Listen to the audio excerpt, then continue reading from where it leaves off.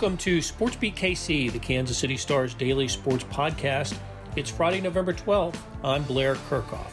Big game for the Chiefs this weekend. They head to Las Vegas to meet the Raiders, and the Chiefs should be feeling pretty good about themselves. They've won 2 straight for the first time this season and are in the thick of the AFC standings. Based on our preseason expectations, a 5-4 record isn't what we figured at the halfway point of the schedule, but there are some signs the Chiefs may be beginning to turn the corner. Chiefs beat writers Herbie, Teope, and Sam McDowell, along with columnists Sam Mellinger and Vahe Gregorian, break down the Chiefs. We spent plenty of time talking about what it'll take to get the offense going. That last series against the Packers, when Patrick Mahomes completed 3 straight first down passes, maybe that's the beginning of a turnaround. The conversation started as a SportsBeat Live and is now presented as a SportsBeat KC podcast. Let's get started. Hey, good morning from Kansas City. Welcome to SportsBeat Live, our weekly visit talking Chiefs. We do that with the folks in the media who know them best. And with you, please send us your questions and comments and join in the conversation. In the house now are Herbie, Teope, Sam Mellinger, and Vahe Gregorian. And joining us in a bit, once you can get that computer rebooted, will be Sam McDowell. Chiefs at the Las Vegas Raiders on Sunday Night Football. Some of the crew getting there a little earlier than others, but that's okay. It's glad to see that. Herbie, why don't you start it off by telling us if Clyde Edwards-Helaire is going to play this weekend? And that's a good question and a fair question. We'll find out this afternoon when Andy Reid talks, but Edwards-Helaire was designated to return on Wednesday, and he was on the practice field Wednesday and Thursday. You know, we asked Eric Bieniemy how he looked, and Bieniemy said, hey, he looked good. You know, and Bieniemy also pointed out what they've been missing. You know, let's put this in perspective. He's missed 4 games. He's got 306 yards rushing, and it still leads the team. So they are missing that dynamic piece. In a perfect world, if he puts in a practice again on Friday, Andy Reid will say, hey, yeah, of course he'll say we'll see. But, you know, that's a step in the right direction that he could be available. I think they've missed Edwards-Helaire a little bit, but I don't think I think they filled that spot pretty well with Darrell Williams and Derek Gore, Jerick McKinnon. What do you think, Herbie? They the numbers aren't great, but you know the production's been okay there. It's been okay, but I think you got to remember Edwards-Helaire is a first-round draft pick, you know, and then if you're filling in his spot with a bunch of undrafted free agents, you are going to be missing something from the talent level. You know, Edwards-Helaire, when he was drafted out of LSU, was that dynamic receiver out of the backfield. We know from being out there at St. Joe in training camp, that's what they worked on a lot, was getting him more involved in the passing game, and we haven't seen a lot of that with these running backs. I think, you know, the way that the Chiefs, the defenses that they're facing, when you got a running back who can hurt you in the open field, like a Clyde Edwards-Helaire out of the backfield, that's the piece I think they've really been missing. Brian LaBerge notes that the offense scoring numbers are drastically different when Clyde Edwards-Helaire is in the lineup versus when he's not. I kind of think that's a little more coincidence. We know about what's happened offensively with the Chiefs especially the last 3 weeks. We're down to 36 points, and I'm glad Brian brought that up because I have got some numbers here I wanted to share with you guys. Over the last 3 games, Chiefs have had 27 possessions in those 3 games. Tennessee, the Giants, the Green Bay Packers, non-end-of-half kneel-down possessions. They have punted 10 times, 3 touchdowns, 5 field goals, 1 missed field goal, and 5 turnovers among the key stats there. 3 touchdowns in the last 27 possessions, and one of them was a 13-yard drive because of a Willie Gay interception against the Giants, that first touchdown against New York. And one of the field goals, one of the Butker field goal came on a really short drive because of turnover. So the offense, Vahe, you went and explored in a big way, sort of with Patrick Mahomes. You know, what's going on with the offense. You went outside the Chiefs' orbit, in fact, to look at some explanation for this. What did you find? Well, first of all, I want to note the first Blair sigh of the show comes on the offense. Yeah, Beth was thinking it was going to come on the night game. I'm saving that sigh for later. But And one other thing that was interesting, I didn't realize it was 10 punts the last 3 games, but of course it was 6 on Sunday. They had punted only 12 times in the first 6 games. So that tells a little story too. Here's the thing, and literally everybody has a different feeling about this. Patrick hasn't played the way we're used to seeing him play.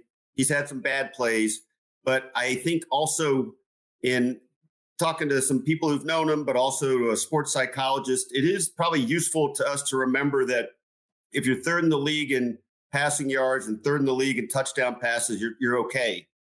And I do think it is worth remembering. We've probably beaten this point up a lot, but 5, certainly 4, and maybe a 5th. It's hard for me to still tell where that one carom went. Half of Patrick's interceptions were off of a piece of Chiefs equipment or Chiefs hands. So add it all up. This is not to say Patrick's been the same as he's been. And I think we all have some questions about some of his curious decisions and, whether he's a little clogged up pressing. I think there's no doubt he's pressing. But I think they agree. It's such a great point. The dogs are doubling down. Anyway, I think there's a general timing matter that's really at play that I think is still a little indiscernible. Like, I don't get why he's sometimes not quite on the same page with Travis Kelce the way he's been. I don't get why Tyreek Hill is dropping so many passes. I don't get why Patrick hasn't seen a couple places where he could have run for 25 yards the other day and didn't. I do think you guys will be more nimble-minded at making this case with better science. But I do think we're also tracking the arc here of how he is learning to work with his offensive line and what changes they're making and where the pocket is and where he's supposed to be and what the Chiefs want him to do. So we got a lot of stuff that's throwing off timing and sync. And then when you're 2nd in the league in offensive penalties and 1st in the league in turnovers, you're going to have some problems. So that's a lot of words, but I wanted to make up for the dogs. And I think that Patrick Mahomes will be okay is the bottom line. And Sam McDowell has joined us. Sam is having some technical difficulties, but good morning, Sam. What's going on, guys? Yeah, it just took me a while to get my avatar here. The perfect avatar, by the way. What are your thoughts on the offense? And the Chiefs are 2-1 in these games in which they scored 36 points. I know you remember. I looked at this the other day. The last time they went through a stretch like this was that 2015 Giants, Jets, Bills debacle, where they lost all 3 of those games, couldn't score. 2 of those games were at the MetLife Stadium, and then they came home and played the Bills and didn't score then. It was the last year of Alex Smith. The team went on to make the playoffs, but that team was challenged offensively, certainly in that stretch like this one is. This one's finding ways to win. So should we be overly concerned about what's going on offense? I think we should be properly concerned, right? We should be just exactly the right amount of concern, which is less than a freak out. I think that it's easy. We all get kind of captive in the moment, and it's easy to forget that they have struggled before. And, the 3-game stretch that Mahomes is on, and look, you can push it to 5 if you want, statistically at least. But I think these last 3 games have been pretty bad, at least by his standards. And it just statistically, like completion percentage, touchdown interception ratio, passer rating, those kinds of things. It's pretty similar to a 3-game stretch that he had in 2019. If they win the game on Sunday, and it's an if, it's a tough game, but if they win the game on Sunday, they will have the exact same record they had in 2019. I think that they have some issues. And I still think that the lion's share of it is the quarterback. And we heap praise. I mean, we box each other out and everything. Everybody can't wait to praise Patrick Mahomes when things are going well. And it seems strange to me that a lot of fans, it seems a lot of fans are slow to point out when he's not playing well. It seems like that should be a fair thing to do. And one thing that Vahe mentioned that I would just want to underline is, look, I think on his throws, we can see that he's pressing. I think that's obvious. I think in some of his decisions, we can see that he's pressing. That's obvious. But one thing that Vahe mentioned that I want to underline is there's opportunities to run that he's just not taking advantage of. And I think that if he can get himself to do that, especially with these, the cover two that nobody's ever seen in the history of the NFL before, this flummoxed cover two. If they're playing deep like that, more room, right? And Patrick Mahomes is not Lamar Jackson, but he's also not, Dan Marino. And so he can get 8, 12, 15, whatever yards. And then I think once he does that, some other things might open up for him. And I also think that they do miss Clyde Edwards-Helaire. Herbie, it's a smart point about that he still leads the team in rushing. And I looked it up. So, I mean, I'm not going to pretend that I have this stuff memorized, but he's got 304 yards. Darrell Williams has 300. Darrell Williams has 19 more carries. I think, that efficiency, I think, I don't think he's lived up to the first round pick, but he's still a talented back. And I think they will be better off when he returns. Blair, if I could interrupt here, I'm kind of curious, Sam, because it seems like every game when we're watching Patrick Mahomes that we're on Pro Football Reference, like looking up some sort of worst stat, could this be the worst? Last week it was yards per attempt. And a couple weeks earlier it was rating. A few weeks earlier it was completion percentage. So when you say that it's the 3-game, some similar statistics, I'm kind of curious how similar those are, if you don't mind giving away some of your column on Sunday. Sam McDowell, I've got it right here, buddy. All right. Over the last 3 games, he's at 57.5% completions. This is this year. Last 3 games, 57.5% completions, 647 yards, 2 touchdowns, 2 interceptions, passer rating of 71.1. In 2019, and this is weeks 11 through 13, and I don't have the opponents right in front of me, but that was after he came back.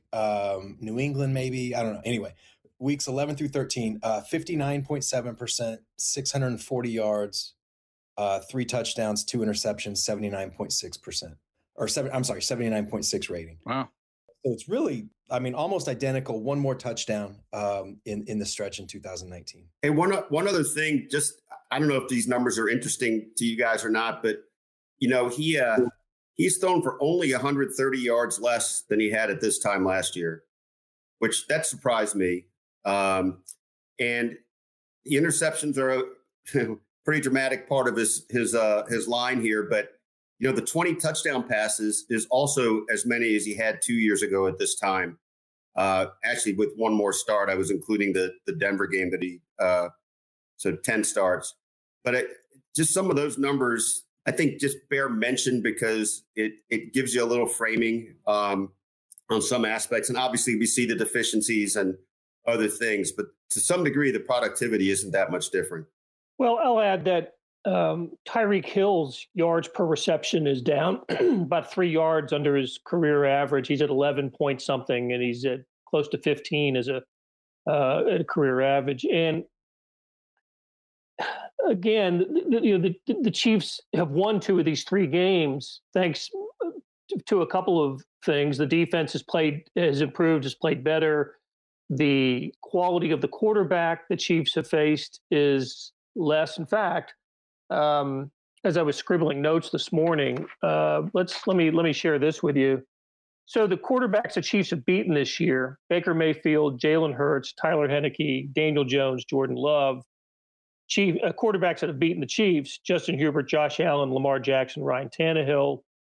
Quarterbacks that are remaining on the schedule: Derek Carr twice, starting Sunday; Dak Prescott, Teddy Bridgewater twice; Herbert, Ben Roethlisberger, and Joe Burrow. I think the remaining quarterbacks are similar as a group to the team quarterbacks of the teams that have beaten the Chiefs and the ones that they have beaten.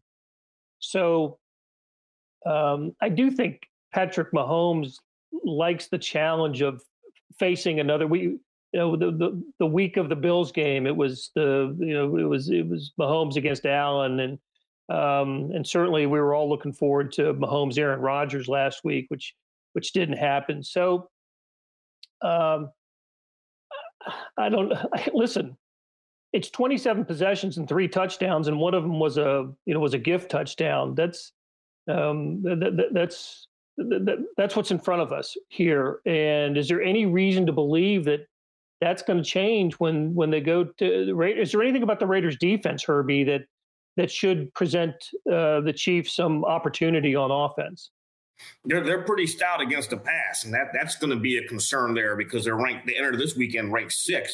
I think you also have to worry about the offensive line against that pass rush. Both of the defensive ends are combined for 11 sacks. Max Crosby is going to be going up against the 3rd Chiefs right tackle. And the other guy, I always butcher his last name. Help me out here, Blair. Is it Yannick Ngakoue or something like that? Him, yeah. He's good. He's really good. He's got 6 sacks on the season. So they're going to have to find a way to beat, as Melly was saying earlier, the secretive cover 2 that seems to have just been the rage in the NFL over the past first half of the season. But it's been around forever. And then, it's kind of maddening and kind of perplexing how they're not able to exploit that. But, the Raiders defense, they lost to Daniel Jones last week in the Giants. So, they might be a little upset coming into this game, but, they've had 2 straight shootouts last year. So we'll probably see another shootout on Sunday. Blair, what's really interesting about the Raiders is they're really good against the pass and really not good against the run. And so as much as we've seen teams dare the Chiefs to run the ball all season long, this one's going to do it more than anybody. Those drives that you mentioned, one of them was when they ran the ball 7 times last week. One of their touchdown drives when they ran the ball 7 times on the opening drive last week. They probably should have had an opening drive touchdown against the Giants before the interception that went off Jerick McKinnon's helmet. Also a drive where they ran the ball a lot. And so will the Chiefs, this is a game that I think will tell us, do the Chiefs have it in them to actually commit to running the football? It's what defenses are begging them to do. And like I said, specifically this one is going to be saying, if you want to have success, you're going to run the football against us. And I'm not convinced that the Chiefs want to do that.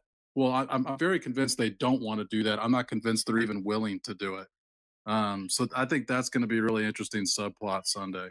And you're right, Sam. I think the Raiders have a big advantage at defensive ends versus Chiefs tackles with Crosby and Ngakoue against Orlando Brown Jr. And who do we think is going to start at right tackle, Herbie? What's your best guess right now? In all likelihood, it's going to be Andrew Wiley. Mike Remmers and Lucas Niang have missed 2 straight days of practice, and that they're not on the practice field Friday late morning, early afternoon, and it is probably going to be Andrew Wiley. Hey, it's Blair. We have a special subscription offer for SportsBeat KC listeners, unlimited digital access to the Kansas City Star's award-winning sports coverage. Sign up now for 1 year of Sports Pass for access to all the sports news, features, and columns presented on the kansascity.com site, and it's only $30. That's a 40% savings off our regular rate.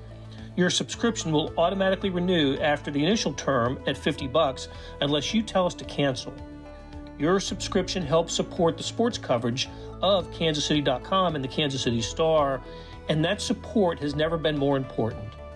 Please visit kansascity.com/SportsBeatKC offer to get this special offer. And as always, thanks for listening. This teeth gnashing over Patrick Mahomes and his performance, the offense's performance. One figure that I didn't include in that 27 possessions was the last one that the Chiefs played, and that was getting possession with 4 minutes and 55 seconds remaining Sunday against the Packers after Green Bay had just scored to make it 13-7. The way the Chiefs offense was going, I just thought, for sure the Packers are going to get the ball back. It'll be up to the Chiefs defense to stop Jordan Love. And Packers never got the ball back. 3 first down passes by Patrick Mahomes, Kelsey, Hardman, and then the final one to Hill on the 3rd and 10. Just a very familiar Patrick Mahomes play where he gets in trouble, rolls right, ad-libs, and there's Tyreek Hill finding himself open for a 13-yard gain.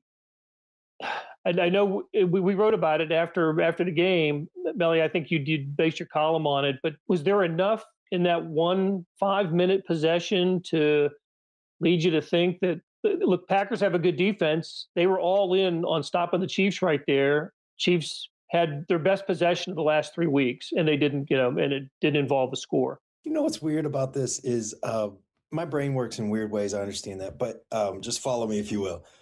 If this was Mahomes' first year as quarterback, everything that we've seen would be right in line. And that play, I think, would be like, I don't know, that's probably what they wanted to do, but we need to see more of it. You know what I mean? Like that's, if we were just focused on what we've seen this season, but the fact that we've seen him just do things that like no quarterback has ever done, the best start to a career ever. You have to think that that's in him, unless he reached his athletic peak at 25 and it's all downhill from here. You have to believe that that's in him. So I know that we all, and maybe I shouldn't speak for anybody else. It's just always in constant search for these bright moments of 2018, 2019, 2020 Mahomes. And that was, unless I'm forgetting he's had good throws. He had an absolute laser. Nobody cares because the score was what the score was, but there was a next level throw against the Titans. They had some big plays against the Browns.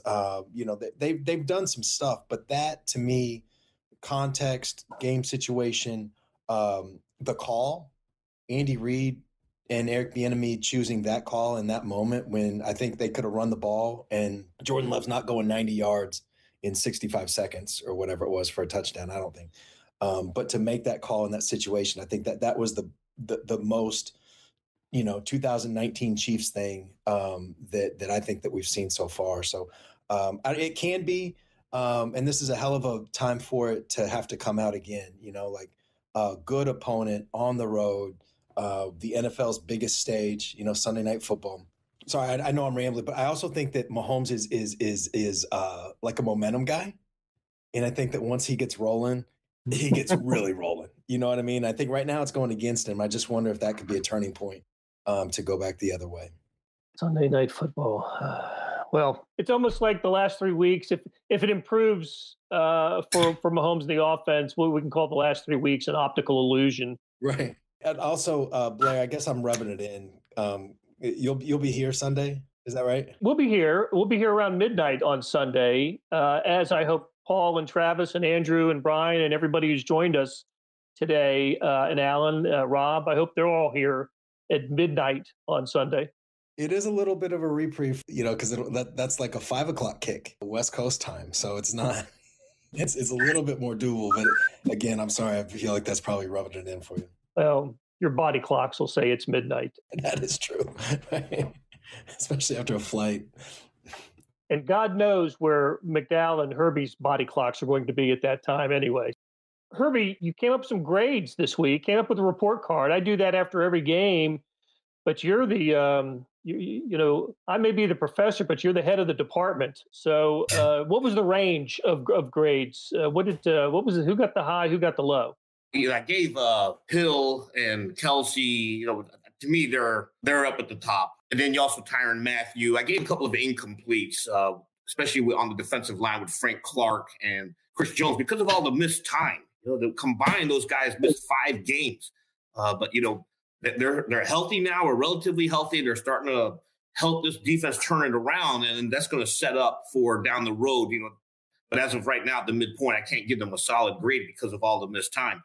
Obviously, Daniel Sorensen, I kind of went back and forth on that one. Defensively, it's an F, but he still contributes on special teams, and the Chiefs do see some value in him on special teams.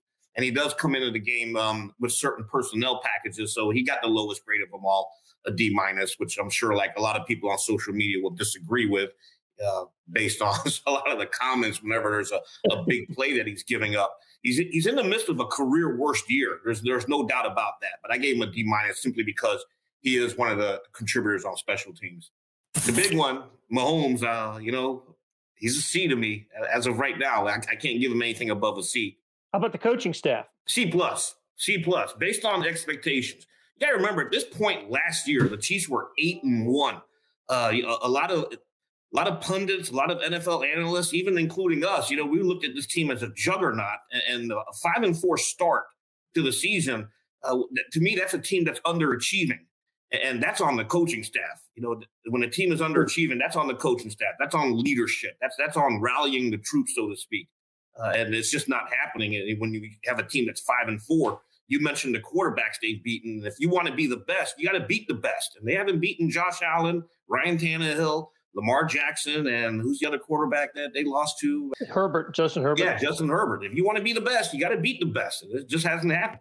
I agree. I read that report card, Herbie. I thought you did a good job with the grades. I enjoyed it. It's on kansascity.com, so please go and read it. You didn't grade every player. Didn't have 53 grades, so I think there would have been a tall order. But you did highlight the ones who stand out. And speaking of Sorensen, I'll tell you what. When Jaron Reed has a bad game, nobody kind of notices. You look at the stats and you have to look at the film. When Daniel Sorensen has a bad game, a football is a total team game, right? Except when Sorensen's getting beat, and then it's an individual meltdown, and it's just been kind of a shame for him. He is absolutely out in the out on an island, and that was a terrible play against the Packers. The coverage and then the missed tackle. So that's the only play of his I remember all game. That's right. That's right.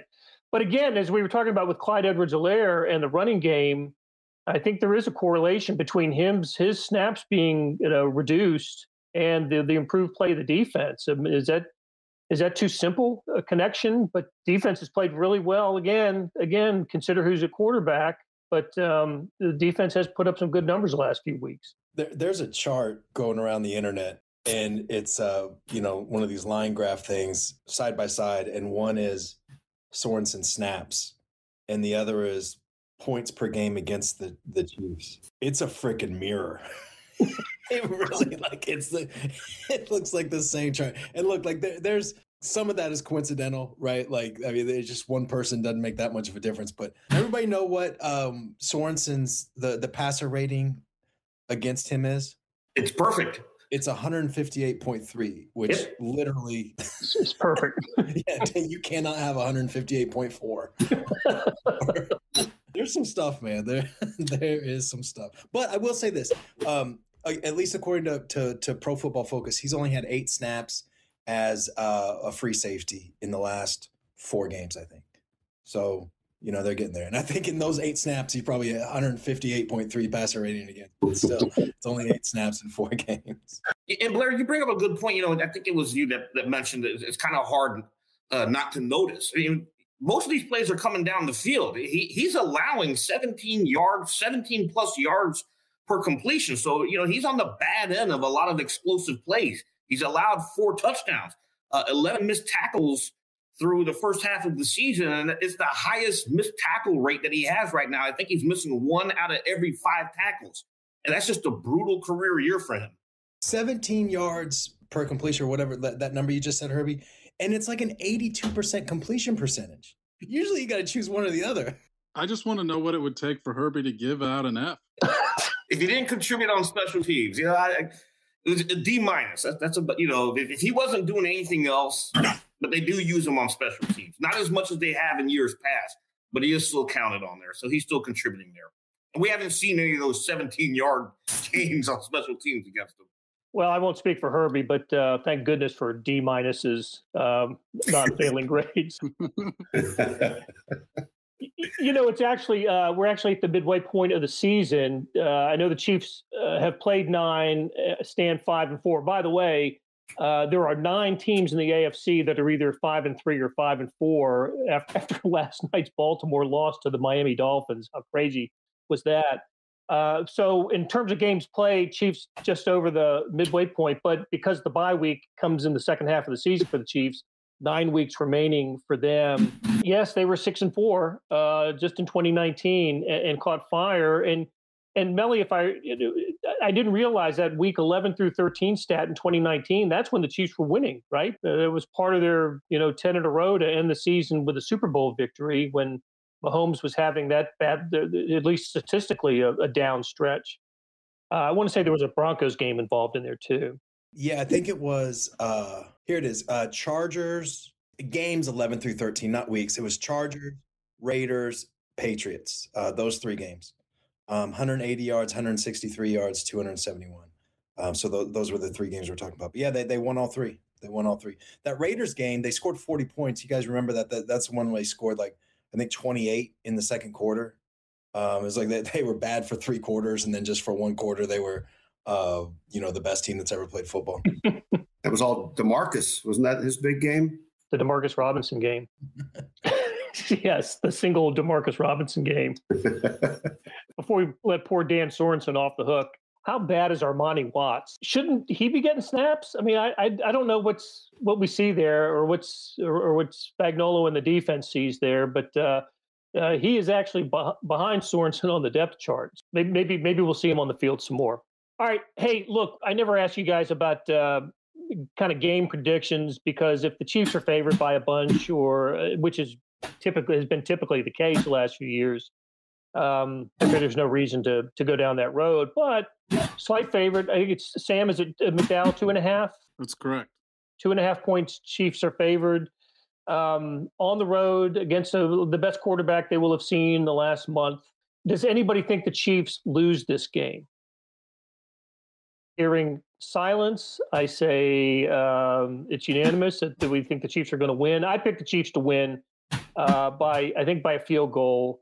But I don't know how you can look at this team and see what they've done in recent weeks and think they can get to 30. It just seems so distant to me now that this offense can produce 30 points, 31 points. I'm the most stubborn and possibly stupid person in the world, because this is the week. I think this is the week they're gonna break out. Just like each of the last 4 or 5 weeks is the week that they're gonna break out. But I keep thinking they've got too much talent, man. I think they can get to 30 despite everything that we've seen.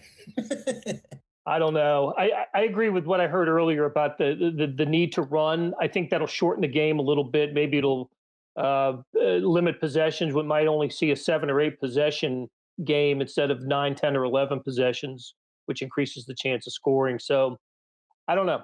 The other thing is they didn't turn the ball over last week and still had the lowest total yards and passing yards in the Mahomes era. So they took care of the one thing that we all thought was the biggest problem, the turnovers on offense, and it still didn't unlock the offense. So their second half, by the way, against the Packers, punt game.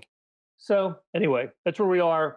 That's where we are with the Chiefs. And where Herbie and Sam McDowell are going to be is in Las Vegas very soon to be followed by Sam Mellinger and Vahe Gregorian. I really look forward to reading their stuff, and hope you guys have a safe trip. Thanks, Beth Welsh, for producing today. And please join us after the game, midnight American time. It'll be 2 hours earlier where these guys will be. So take care, and we'll talk to you Sunday. That'll do it for today and this week on SportsBeat KC. Big thanks to our production staff of Beth Welsh, Monty Davis, Jeff Rosen, and Chris Fickett. Tip of the cap to Herbie Teope, Sam McDowell, Vahe Gregorian, and Sam Mellinger for Talking Chiefs. Links to their stories can be found in the show notes and on kansascity.com. So let's talk about the morning sports edition. If you're not seeing it, you are really missing out. On kansascity.com, go to the Stars e-edition. That's a replica of the printed newspaper on your screen that comes with your digital subscription. Well, now there's an updated sports section produced separately that goes along with it. When you open the e-edition, there's a box in the upper right-hand corner that says All Editions. Click on that and you can access, well, today, 47 pages of sports. All the Chiefs, news, Royals, Sporting Kansas City, Mizzou, KU, K-State, it's all there. Dolphins' victory over the Ravens last night, Pittsburgh's win over North Carolina in college football, all good stuff. However you see it, you know what I'm talking about. It is complete coverage of the previous day's news, sports, features, statistics, everything. Hey, thanks for reading the Star and listening to our podcast lineup. Mellinger Minutes for Your Ears out today as well. Give that a listen. You're helping support the best sports and news coverage in Kansas City, and we couldn't produce programs like SportsBeat KC without you. We'll be back on Monday breaking down the Chiefs-Raiders game. Be sure to tune in then.